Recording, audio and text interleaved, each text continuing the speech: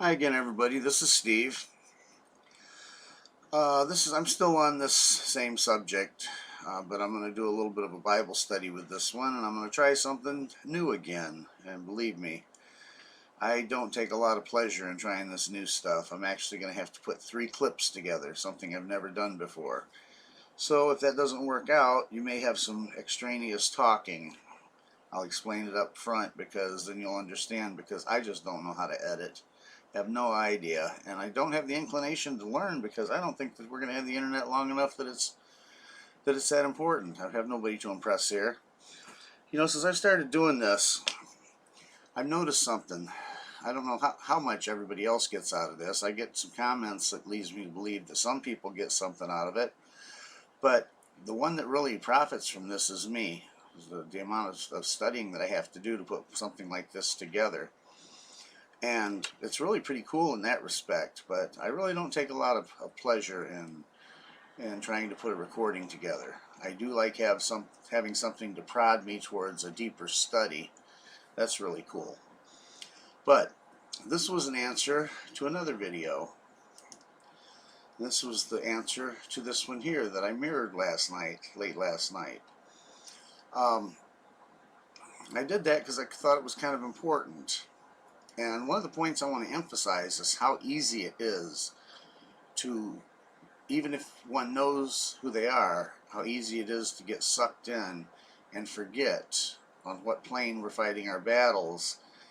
And, I'm hoping I can give you a little bit of information here that'll help you to come to the conclusions that I've come to, that, it's a spiritual battle fought on a spiritual plane and not according to the world. Now, because I have some knowledge of the law, and I know how to do battle in their court, as it were.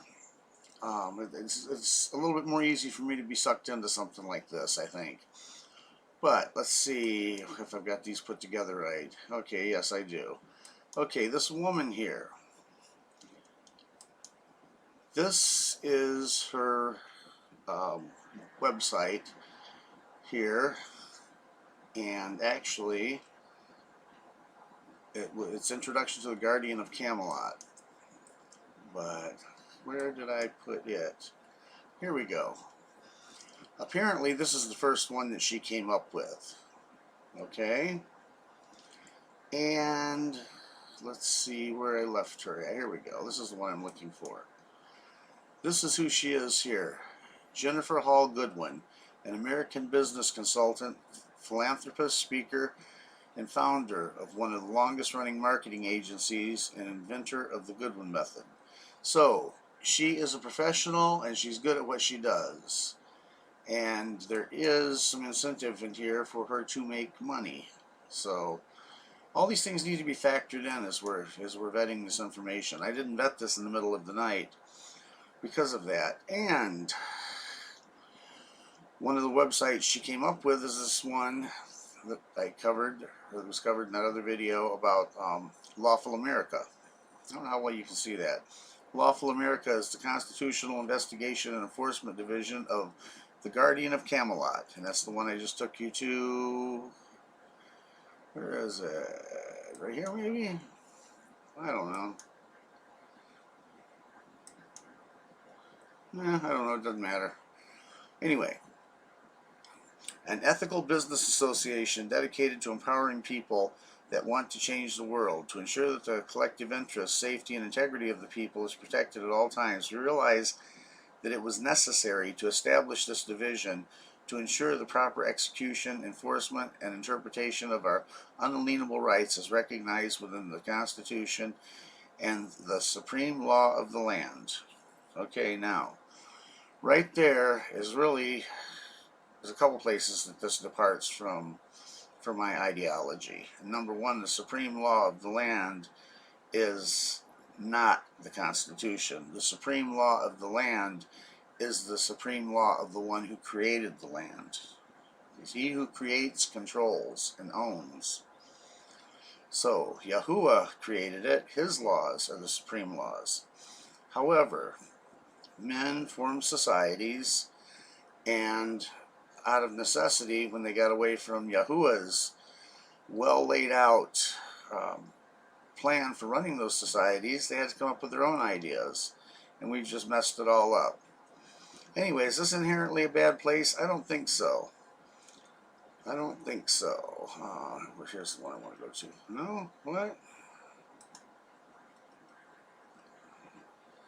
Well, there is a way here that I can scroll down. Missed it. Don't know. Okay, anyway, this is where it's got those public notices, templates, all these different things here. Oh, what's this? Essential documents. Oh, I haven't seen the Bar Treaty of 1947. Burden of proof be gone. Now, let's take a quick look at these, just because I'm curious. Come on.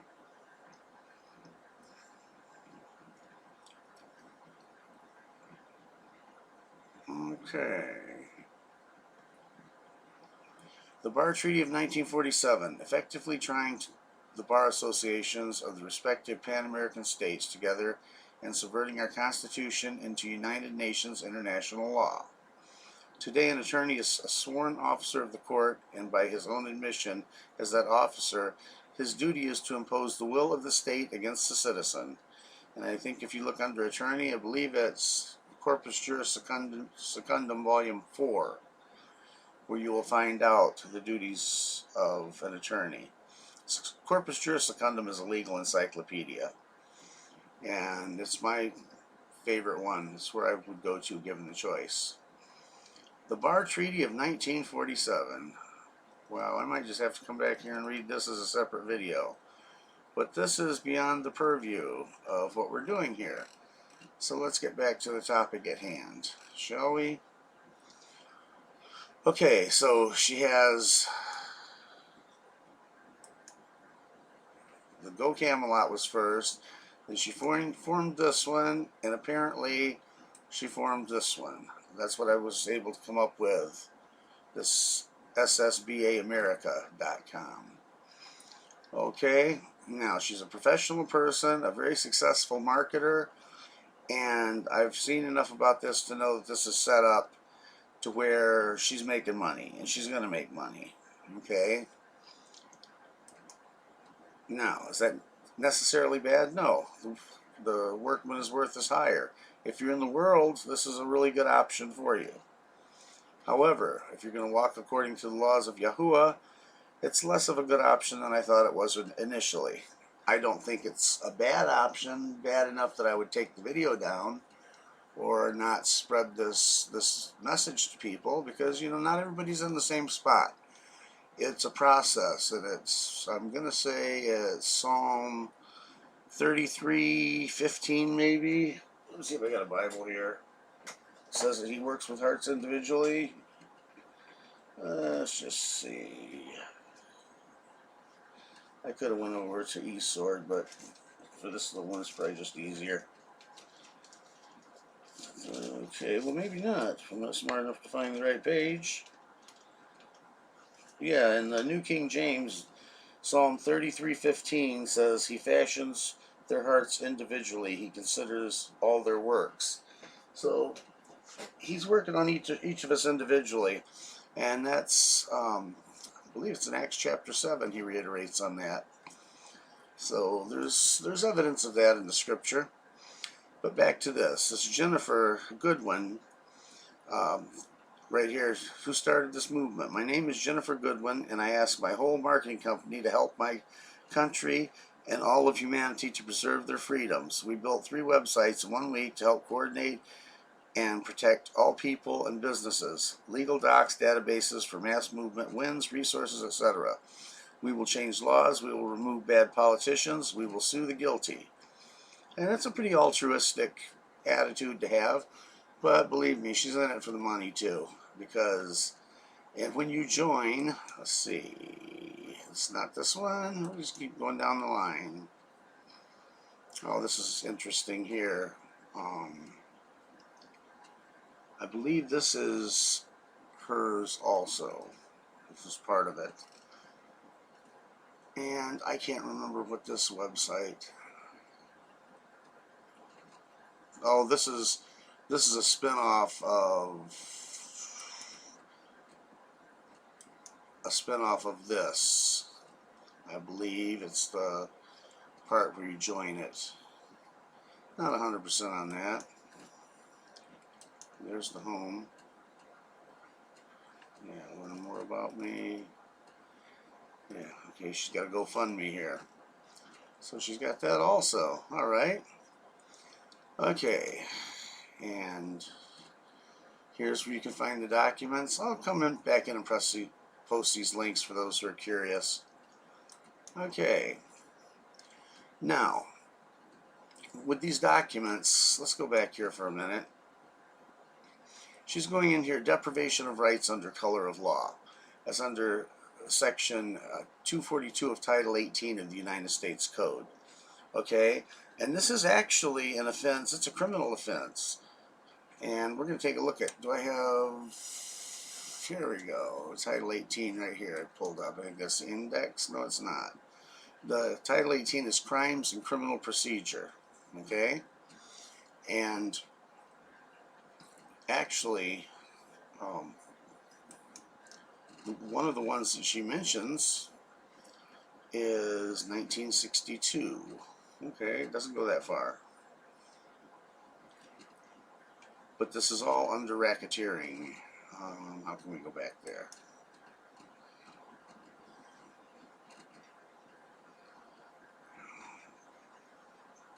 For the crimes.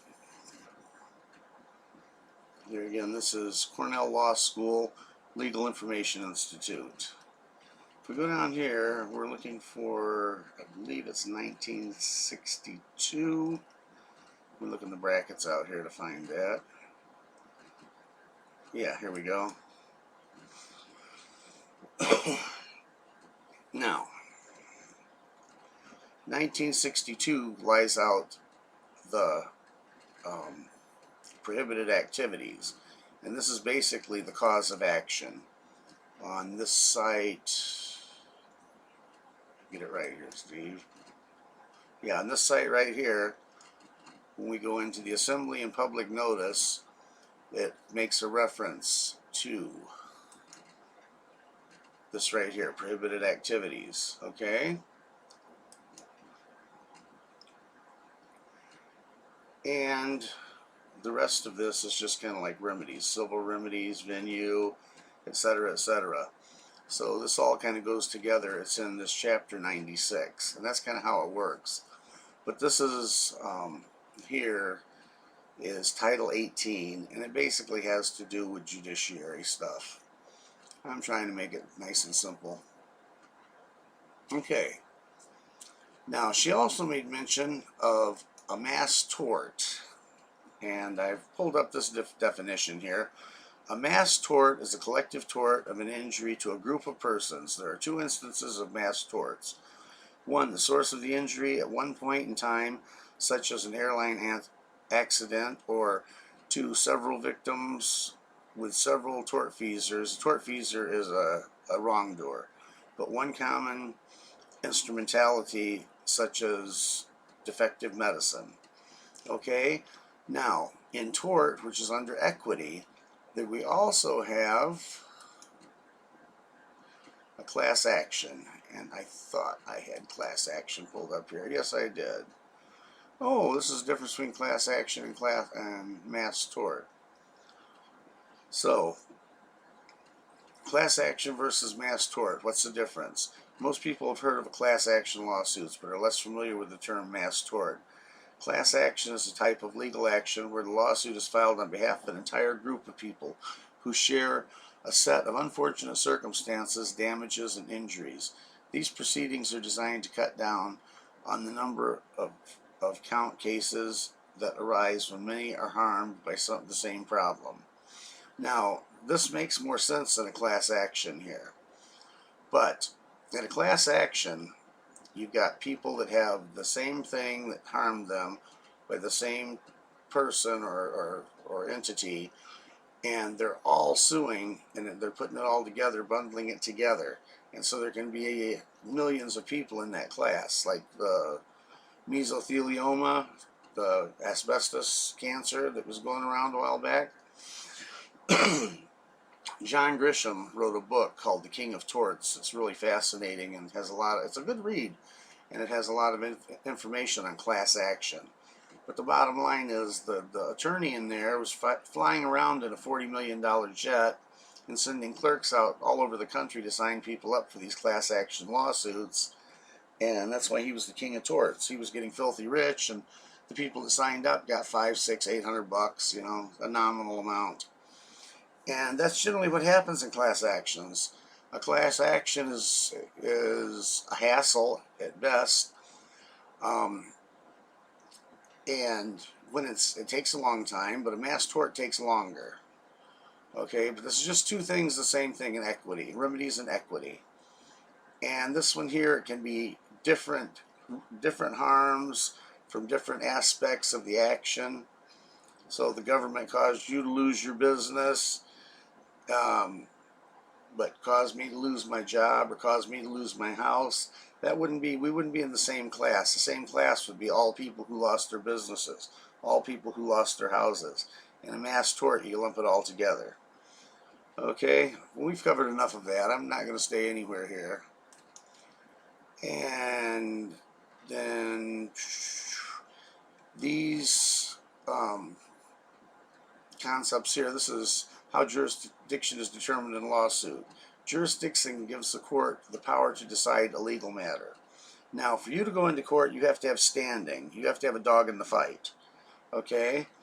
For the judge to actually act upon something, he has to establish jurisdiction.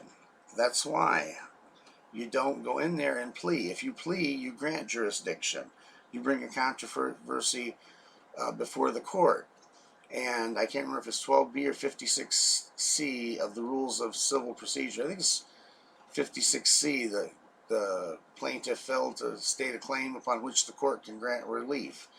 That's the Rules of Civil Procedure, and that's a motion to dismiss, because if there's no controversy before the court, there's no jurisdiction, the prosecution or the plaintiff has not brought anything before the court that can be adjudicated.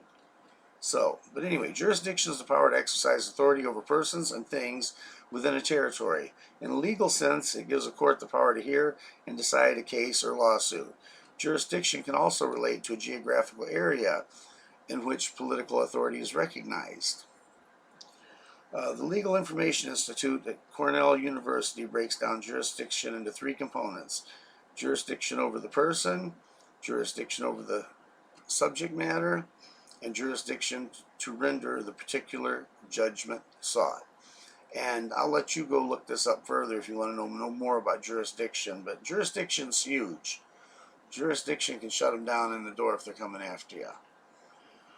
Okay, we're just about through this now. I think that's the video that I had put up in answer to the first video right here. I'm just going to go through this real quick. This here, nope. This here was the Cornell Law School, what they just mentioned in that last article. And I just want to make sure real quick that we didn't miss anything.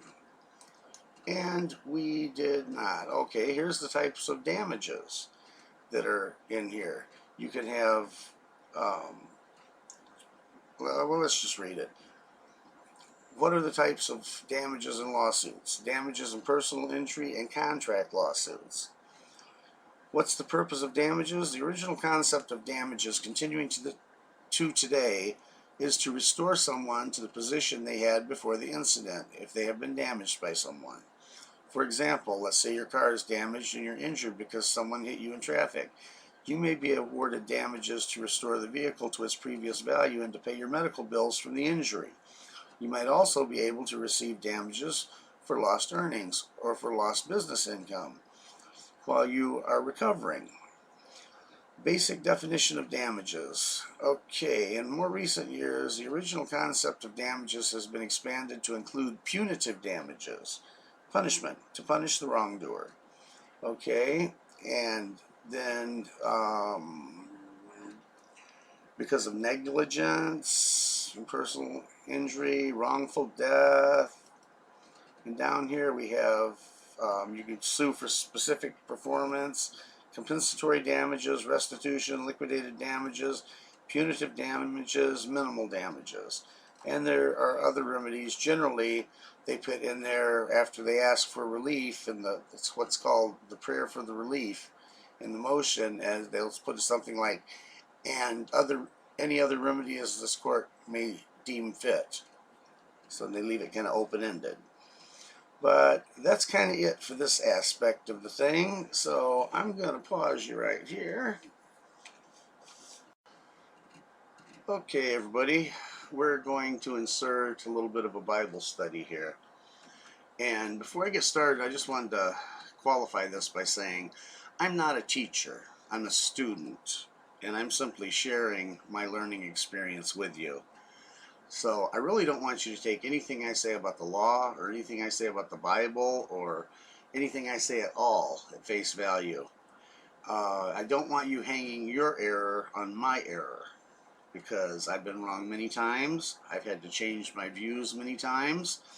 And I know by Revelation 12:9 that Satan deceives the whole world. Okay? Last time I checked, I'm part of the whole world, so I know I'm being deceived in some ways.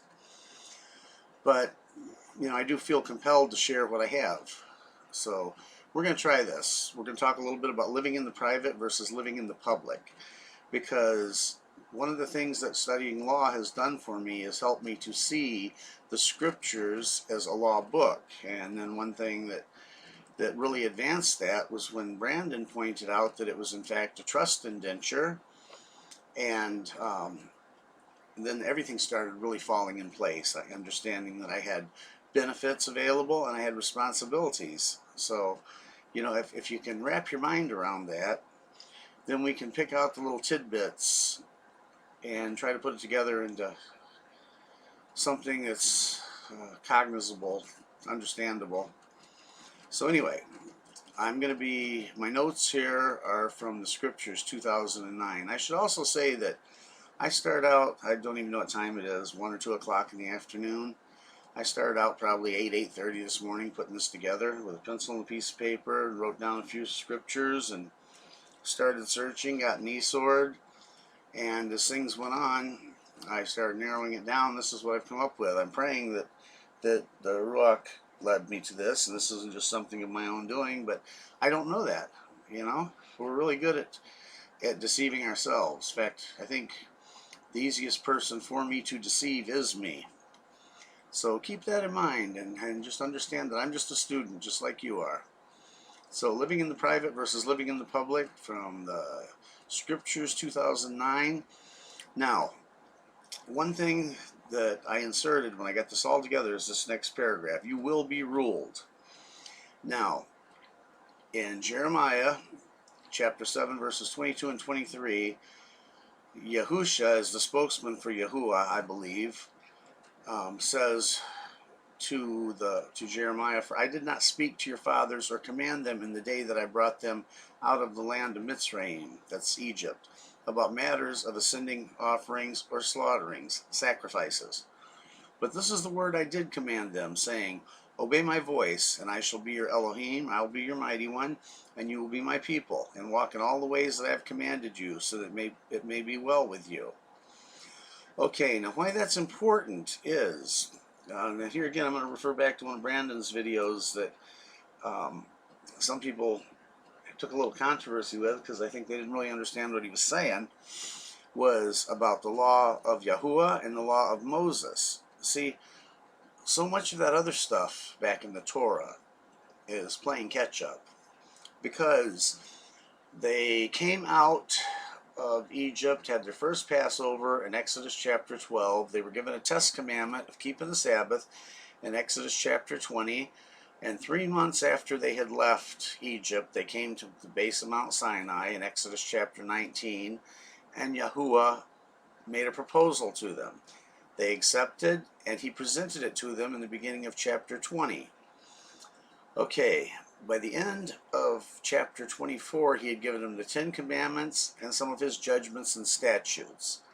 Then, in the beginning of 24, Moses takes and sprinkles the people and sprinkles the, first he reads the book of the covenant, then he sprinkles the people and sprinkles the book with blood, sealing the covenant.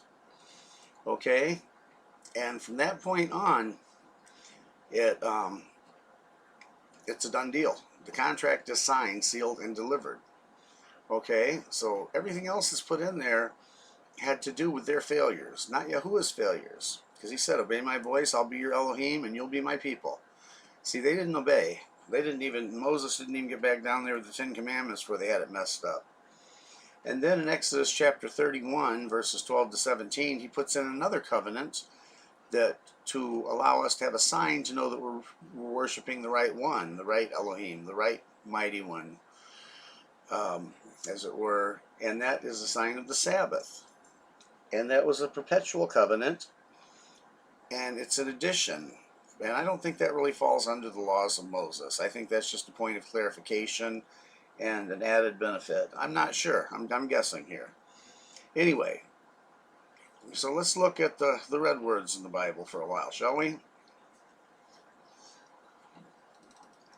The Messiah said, and we're talking about, our thing is litigation, court, basically. That's where we're starting with this. And where it morphs to, we'll just have to see. If you wrong your brother, you've heard that it was said of those of old, you shall not murder, and whoever murders shall be liable to judgment. But I say to you that whoever is wroth with his brother without a cause shall be liable to judgment.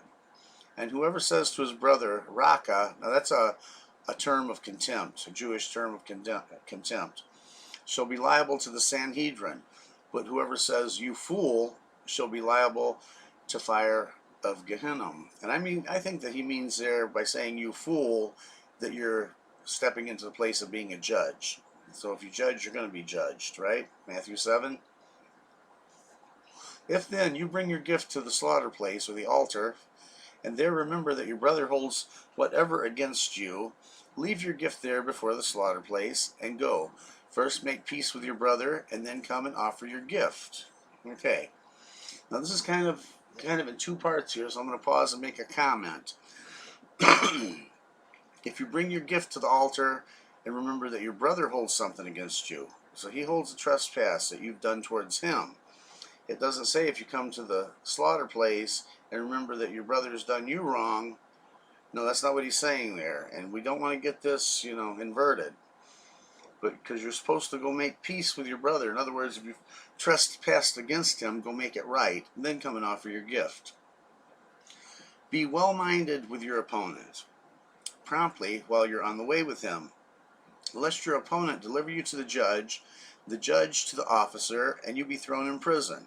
Truly I say to you, you shall by no means get out of there until you have paid the last penny.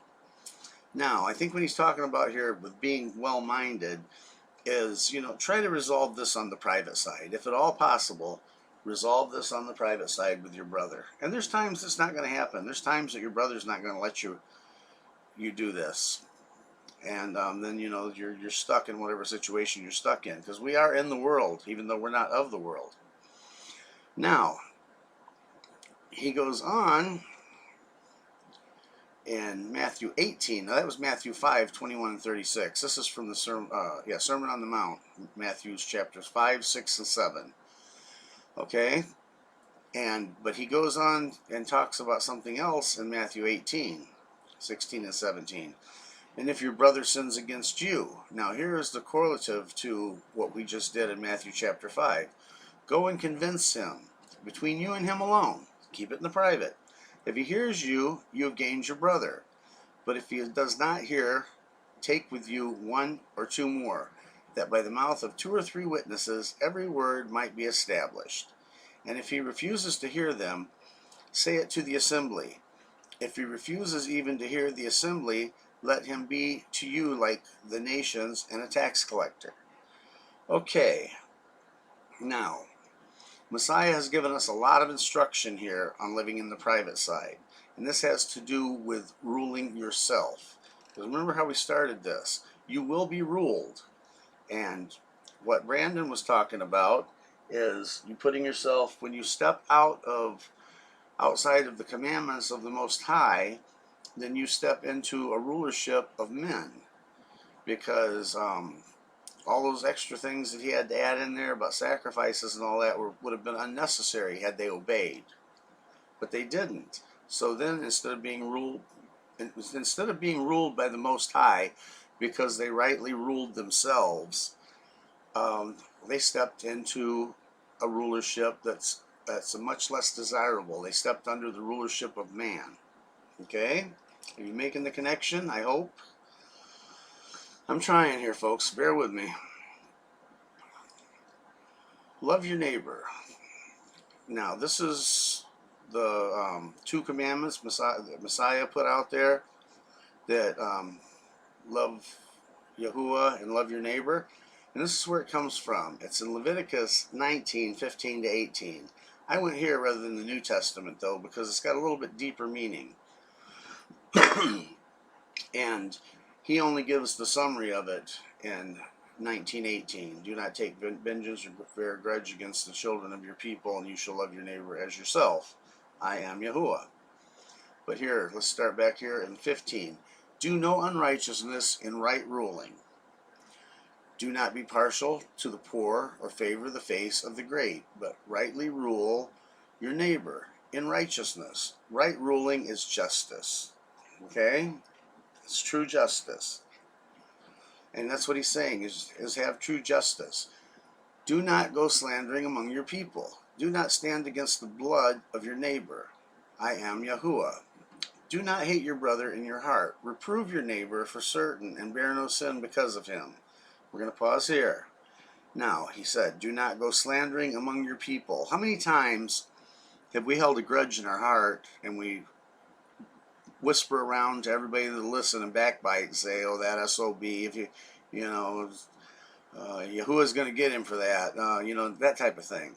We're holding contempt in our heart, and our heart is not right. When we're slandering our brothers and sisters. And that's showing hatred. Next line here, do not hate your brother in your heart. Reprove him. If you've got something like this going on, you owe it to step up and talk to him about it. Okay? Don't be a wimp about it. If there's a problem, either he's wrong, or you're both wrong. But you owe it to him, you owe it to him yourself, and you especially owe it to Elohim to figure out what it is and do the best you can to make it right on the private side. Okay? Do not hate your brother in your heart. Reprove your neighbor for certain, and bear no sin because of him. See, if you hate him in your heart, you're bearing sin. Do not take vengeance or bear a grudge against the children of your people, and you shall love your neighbor as yourself. So this is the definition up here of what it means to love your neighbor as yourself. Okay. Now, I'm going to step over here into the book of 1 John for a second and show something. And I put it down here in a later area from, I believe it's from John 14. I might jump down there and jump back up. I don't know. Do not love the world, nor that which is in the world. If anyone loves the world, the love of the Father is not in him. Because all that is in the world, the lusts of the flesh, the lusts of the eyes, and the pride of life, is not of the Father, but is of the world. And the world passes away, and the lust of it, but the one doing the desire of Elohim remains forever. Okay? This is kind of an if-then situation. If you do these two up here, and this happens, then you're going to remain forever. Okay? So we've got to reason our way through this here. Do not love the world, or that's what's in the world. You can't have love for the world and love for the Father. And the lusts of the flesh, the lusts of the eyes, and the pride of life, our unrighteous desires and what have you, and our hubris will stand between us and the Father. That's one of the reasons up here I believe that Messiah started out saying, if you are wronged by your neighbor, oh no, I'm sorry, wrong one, that if you have done something against your, or I'm sorry, your brother has done something against you, you know, don't have a bunch of pride and be arrogant about that, but go deal with it. You know, go, that means you've done something wrong and go deal with it. And he goes through a whole thing here about it. And then like I said, Matthew 18, 16, and 17. He tells you if it's the other way around, you're wronged by your neighbor. But here again, you're not supposed to let pride get in the way. You first go by yourself, then you take a witness with you. And then you take it before the assembly. Okay? So, that's kind of what it's talking about here. The pride of life is not of the Father, but is of the world. And that's one of the biggest things that I personally have to overcome, is the pride of life. It's taken a long time to get to where I'm at, and I am not there, believe me. Okay, so we already know that the world has sinned against the Most High.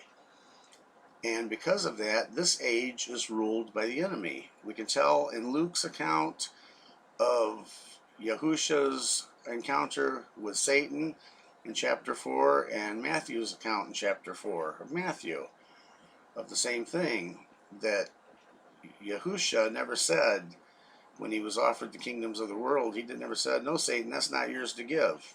He remained quiet because it was his to give. He's the ruler of this world. And Yahusha confirms this in John 10, 14 to 31. I think I left some verses out there. Don't know. Oh, I got this in the wrong spot. That's what's going on. Okay, I got it. I shall no longer talk much with you, for the ruler of this world is coming, and he possesses none at all in me. But in order for the world to know that I love the Father, and that the Father commanded me, so I am doing. Rise up, let us go from here. And we know that we are of Elohim, and all the world lies in the wicked one. Okay, and I got confused on there. I think this should have been black. This is 1 John 5:19. So I think I had to put the red in here myself.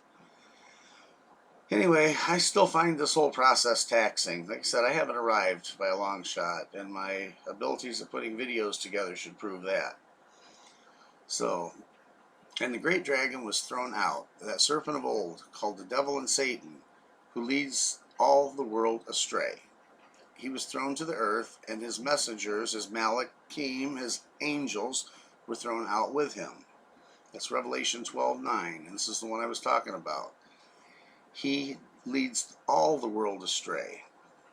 Okay, and myself being part of the world have to assume, or have to know. I don't even have to assume, because this is the inspired word of the Most High, and it says that he leads everybody astray. So I'm deceived in some areas. I believe I can find the forgiveness for that by humbling myself and saying, look, Father, I just don't know. You know, and that's a good point. One of the most important things that I've ever learned studying the Word is it's okay not to know what you don't know. But if you don't know something, know that you don't know it. But one of the worst things you can do is go in there with a year or two of reading the Word, and after living, 30, 40, 50 years in a complete worldly, sinful lifestyle, and think that, oh, I got this down, I've arrived. It doesn't work that way. This is a process. It's a lifelong process. So, there's that. Let's move on to Ephesians 6:12. And this kind of corroborates what was just said there. Because we know, and this is for all those Paul haters out there, because we know we do not wrestle against flesh and blood, but against principalities, against authorities, against the world rulers of darkness of this age, and against spiritual matters. Now, matters being italicized, I didn't do that, so that means that's probably the translator. I'm not real familiar I haven't read the forward in the Scriptures 2009. This is probably an added words. Let's start over. Because we do not wrestle against flesh and blood, but against the principalities, against authorities, against the world rulers of the darkness of this age, the evil world rulers, and against spiritual matters of wickedness in the heavenlies. And I believe this might be more properly spiritual entities, or, referring to the prince of the power of the air, which I was going to put in there also from Ephesians. But the evidence is overwhelming from both John and Paul and Yeshua that this is Satan's world. He's in control right now. We've been redeemed. His blood redeemed us. The shed blood of Yahusha redeemed us. But we have not yet been taken out of the jurisdiction of the devil. So that's kind of hard for me to wrap my mind around and keep it wrapped around it, because I jump right back in there. In law, that's called traversing. If you establish yourself as a sovereign on the land, if you put yourself in the right relationship legally and lawfully with the Most High, you're not under the rulership of man, then you're cool. All the millions of codes and rules and ordinances that man has made up doesn't apply to you. And they don't try to apply them to you because they know this. But what they do is they try to trick you into traversing back into their jurisdiction.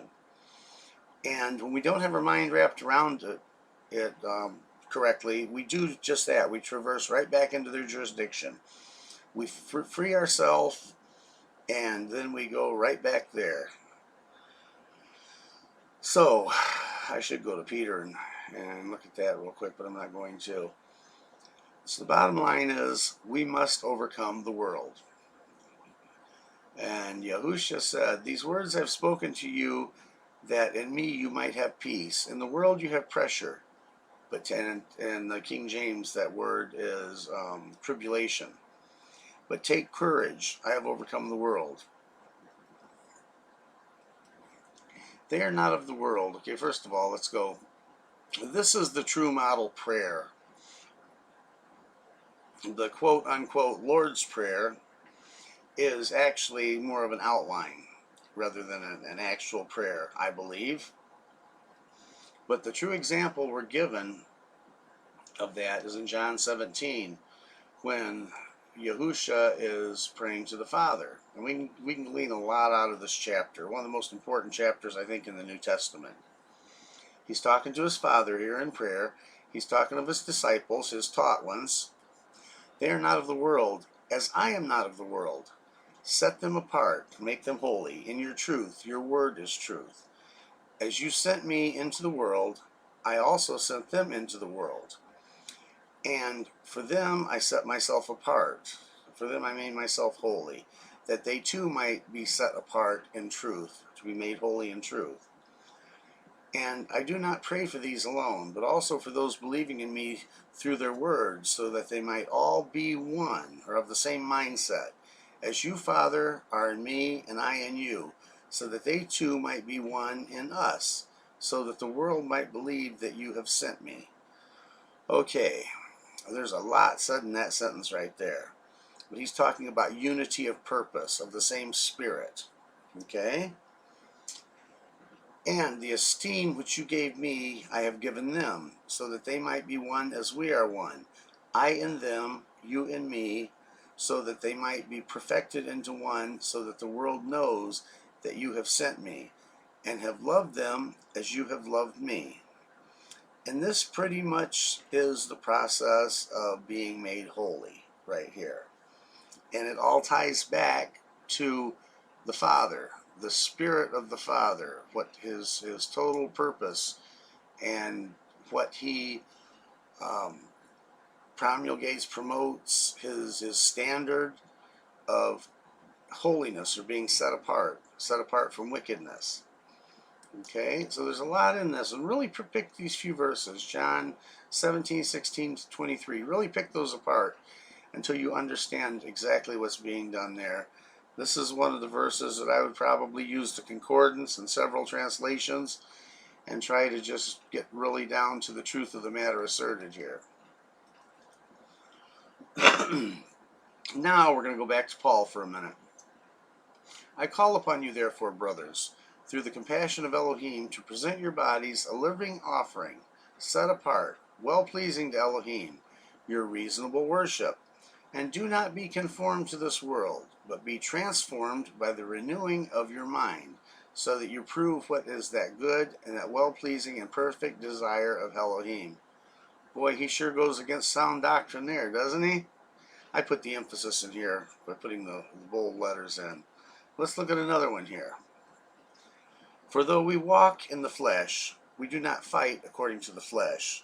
For the weapons we fight with are not fleshly, but mighty in Elohim, for overthrowing strongholds, overthrowing reasonings, and every high matter that exalts itself against the knowledge of Elohim, taking captive every thought to make it obedient to the Messiah. Here again I added the emphasis. And that is what we have to do. See, we started this out here by saying you're going to serve somebody. You're going to either serve Yahuwah or you're going to serve Satan. Okay? The way that we do it is, Paul sums it up right here, makes it pretty concise by what's going on in our mind, the way we think. And we have to take all of our thoughts into captivity and only think wholesome, righteous thoughts along the same lines that Yahusha did. Be transformed by the renewing of your mind, as it said in Romans 12. Because we will be ruled. It's either going to be the devil or it's going to be the Most High, but somebody's going to rule us.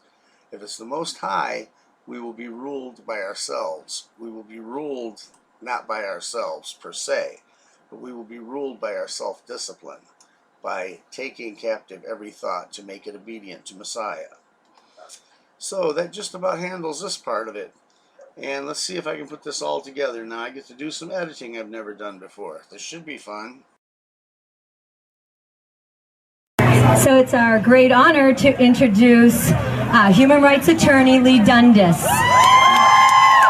She's been fighting for years, and we're grateful to have her standing with us on this side of history. Thank you, Tara. It's a pleasure to be here today.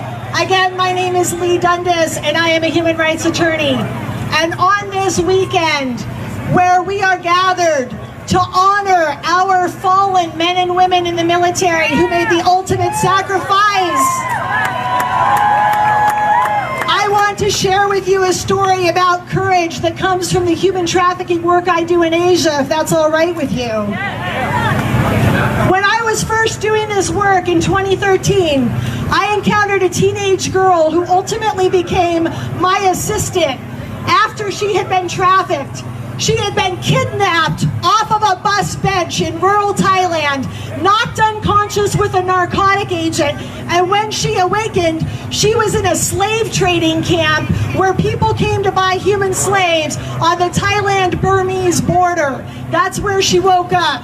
And one day in this camp, the guards in this camp decided they were going to start having a little fun and executing the young girls in this camp. And they lined them up in a firing line, and they made them kneel down, and they went girl to girl, putting guns to temples. And when they would get to each girl, the girl would grab for the gun and beg for her life, to no avail.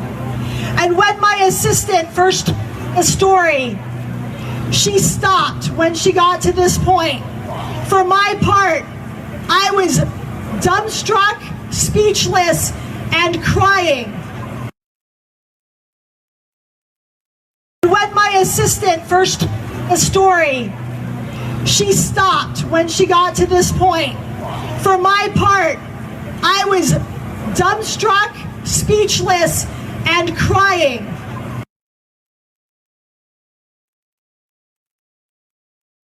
In 2013, and I looked at this woman, this young lady, and I said, "What did you do when the guards got to you?" And she said, "I stood up and I reached out my hand to the guard and I said, 'Give me your gun. I don't want to live like this anymore. I will shoot myself.'" That is what she said. And when the owner of the camp was walking by, he overheard this exchange, and he looked at my assistant, who was 12 or 13 years old at the time, and he said, "You, follow me back to my office."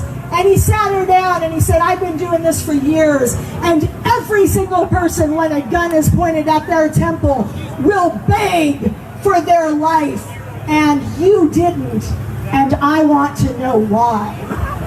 And my young assistant looked at me and she told me what she said to him. She got up on her feet a second time and she reached out her hand a second time and she said, I know you have a gun in your desk drawer. Give it to me and I will shoot myself. And the owner of that slave camp looked at her for 3 or 4 more seconds, leaned back in his chair and he said, get out of here, you're free to go. And I learned that day in Bangkok a lesson in courage that I have never forgotten, which is this: when you are staring into the face of tyranny, you stand the hell up, because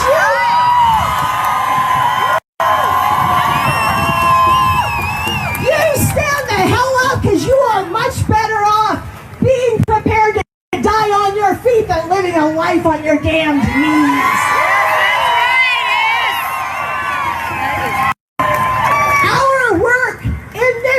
Nation and in our state, ladies and gentlemen, is nowhere near done right now. If you haven't heard, they are building quarantine camps in LA County right now. They are putting COVID checkpoints on our streets, like a DUI checkpoint, but to force you to take a test. And last week in Palo Alto, the very first brigade of volunteer contact tracers started going door to door to people's houses, asking them questions.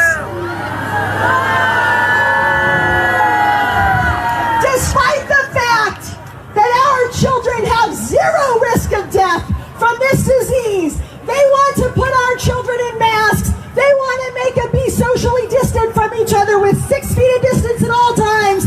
They want them to not go outside, not go to recess, not go on field trips, and never experience the blessing of human touch in their classrooms again. That is what they are proposing.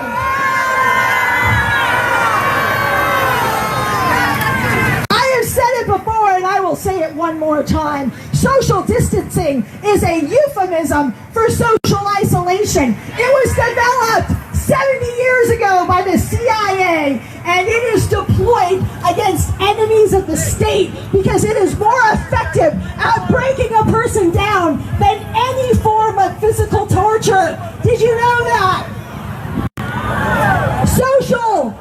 Social distancing and social isolation is the equivalent of smoking 15 cigarettes a day and being an alcoholic. We would be better off sending our kids to homeroom with a pack and a half of cigarettes and a fifth of vodka. And to the CDC, excuse me for a second. You can only yell for so long in 90-degree heat without a sip of water. To the CDC, who came out 2 days ago and said what they said. I have some words for you. To hell with you. And the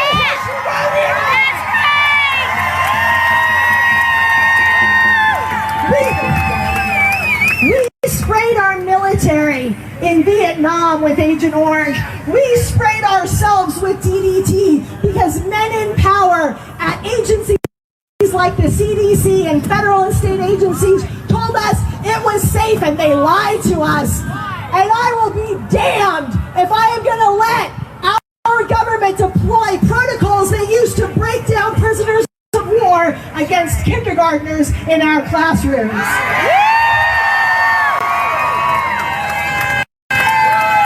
I come from a military family. My father was U.S. Navy, my grandfather was U.S. Navy, and he had not one but 2 ships bombed out from under him in World War II. And the second time he went down, he swam through 7 miles of rough ocean, half of which was on fire, to get back to the beach. And you know what? Most of his colleagues, most of his brothers in arms in the military weren't so lucky. They didn't make it home. They did not make it home. I was raised that you do not ever sell out the freedom that they died protecting. That's right.